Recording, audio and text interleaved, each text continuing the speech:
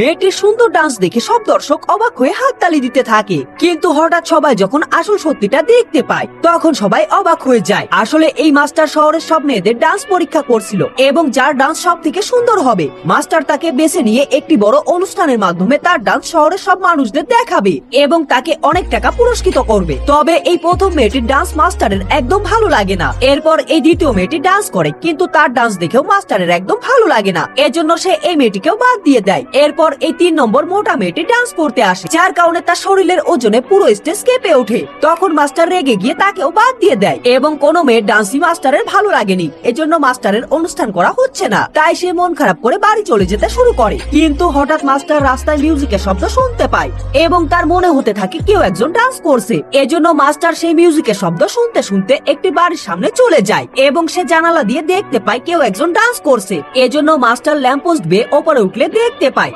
একটি ছোট্ট মেয়ের বাবা গিটার বাজাচ্ছে এবং গিটারের তালে তালে এই ছোট্ট মেয়েটি ডান্স করছে এবং তার ডান্স দেখে মাস্টারের অনেক ভালো লেগে যায়। কিন্তু এই ছোট্ট মেয়েটি মাস্টারকে তার ঘরে উকি মারতে দেখে ফেলে, এজন্য সে দ্রুত করে ঘরের জানালা দরজা সবকিছু বন্ধ করে দিতে শুরু করে।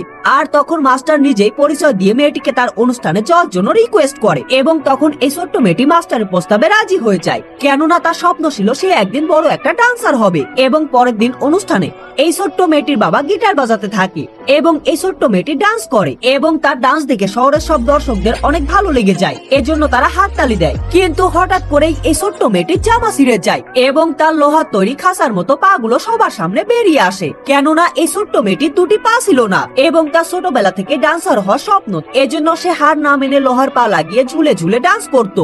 আর সবাই আজকে দেখতে পেয়ে গেল শহরের সব থেকে ভালো ডান্সার মেয়েটির পা নাই, এজন্য সে মন খারাপ করে কান্না করতে থাকে। কিন্তু তখনই মাস্টার এসে ছোট্ট মেয়েটির হাত ধরে তাকে অনুপ্রেরণা দেয়, যার কারণে পা ছাড়া এই ছোট্ট মেয়েটি মাস্টারের হাত ধরে আবার ডান্স করা চালিয়ে যায় এবং সবাই তার ডান্স দেখে খুশি হয়ে হাততালি দিতে থাকে, যার কারণে পা ছাড়া এই ছোট্ট মেয়েটি শহরের সব থেকে বড় ডান্সার হয়ে যায়।